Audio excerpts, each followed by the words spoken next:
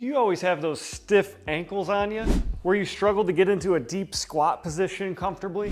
I'm Dr. Israel, and as someone who treats foot and ankle pain for a living, I've learned a couple easy tips that help a majority of my patients, and I want to share with you a couple simple and effective ways to help open up that ankle mobility, specifically that dorsiflexion range. So in this video, I'm going to show you how to reduce tension in this area, and then show you how to restore some motion so you can really hold on to those changes for longer periods of time. So let's get after it. So first we want to reduce tension, and we want to do that in two spots. First is we want to reduce tension on the opening angle. So if I'm going into that dorsiflexion range, that's going to be your triceps seri muscle group where you have your gastroc and your soleus. But we also want to reduce tension in that closing angle. So that'd be more of the ankle joint itself. And I always like loosening up the muscles first, so then you can get deeper into that joint stretch. So to help loosen up the calf muscles, all you need is a foam roller. Now, if you don't have a foam roller, I'll show you a secondary stretch after this, but these are a very cheap and effective tool to help combat muscle aches. So if you don't have one yet, I'll leave a link below for this sucker right here. So what you're gonna do is line up the foam roller perpendicular with your calf muscles,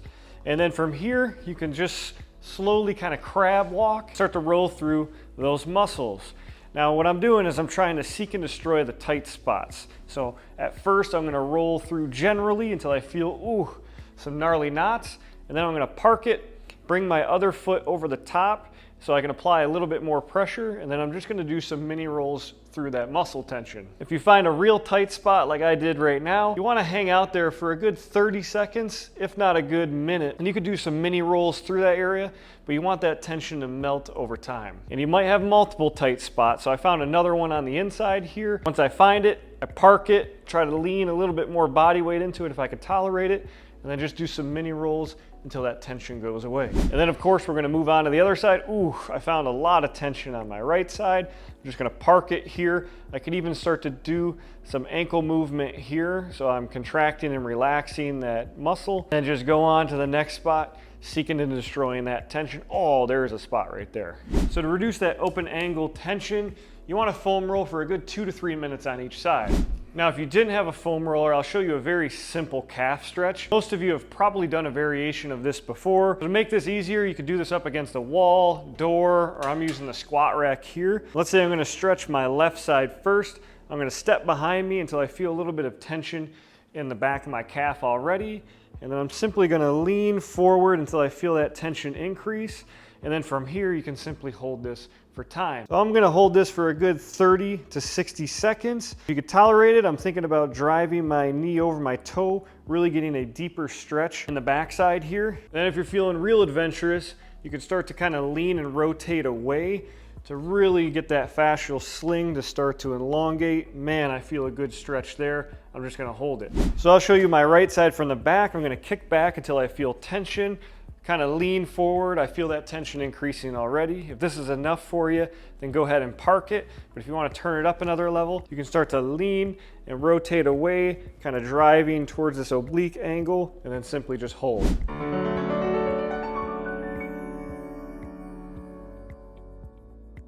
So now that we reduced that muscle tension on that opening angle, we want to reduce that joint tension on the closing angle. So the only thing we need for this move is an elevated surface. I got a bench here, which you can find at the gym, or you can use a chair or couch at home. What you're going to do is step up onto that bench. You're going to drive your knees over your toes until you feel a good stretch. Hold it for a second or two, and then we're just going to rep out a good 10 to 15 of these. Just doing some what we call end range dorsiflexion in the ankle, and as I open up further, I can kind of do a couple pulses. Again, with each rep, I'm trying to sink further into it. From the front angle, again, I'm driving knee over toe. Real important, I'm trying to keep my whole foot flat on the elevated surface. So as this knee goes forward, I'm trying to prevent my heel from coming up off of there, so I can really maximize that stretch through the actual ankle joint.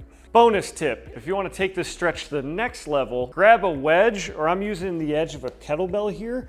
What you do is you step on that wedge just so your foot's at an angle like this, because as our foot pronates, we can usually get more dorsiflexion range. So now I can do the same exact dorsiflexion stretch in a more pronated and everted position. This simple strategy will help you take this ankle stretch to the next level. So the last move we're gonna do is some ankle cars. A CAR just stands for controlled articular rotations. Basically, it's a type of mobility exercise that helps us carve out as much range of motion as possible within a single joint complex. Obviously, we're doing the ankles for today. So first you're gonna hug the back of your thigh, and then the first thing we're going to do is plantar flex, or think of going toes towards the ground as far as you can. And then from here, I'm gonna work my way inward, trying to slowly carve out as much of that ankle range of motion as I can. You could tell this is nice, slow, controlled movement. There's half a rep, and now we're gonna reverse it. Really trying to fight for as much of that range as possible. And we're gonna try to carve out more and more with each rep. Speaking of reps, since this is a nice, slow, controlled movement, you only need to perform 5 to 6 reps on each side, just really trying to maximize that overall ankle mobility. And then you're going to take it to the other side. Again, plantar flex, work your way inward, really carving out as much of that range. Turtle wins the race with this move, trying to really maximize it, only isolating that motion from my ankle joint. Again, that was only half a rep. We bring it all the way back for that full rep. Whew, I already feel like I'm getting a workout in. Then we're gonna perform a good 4 or 5 more. After a good 5 repetitions on each side, my ankles are feeling really good, like I got some blood flow to them. So after those 3 simple moves, recheck your ranges afterwards, especially if you struggle with a deep squat or you just always have chronically stiff ankles. This routine could be a game changer for you, especially if you use it as a warm-up at the gym, or you can even do this every morning to prime yourself. So if you struggle with tight ankles, give this a try. And if there's any other body area you struggle with, let me know in the comments below and I'll make a routine for it. And remember to always move it or lose it.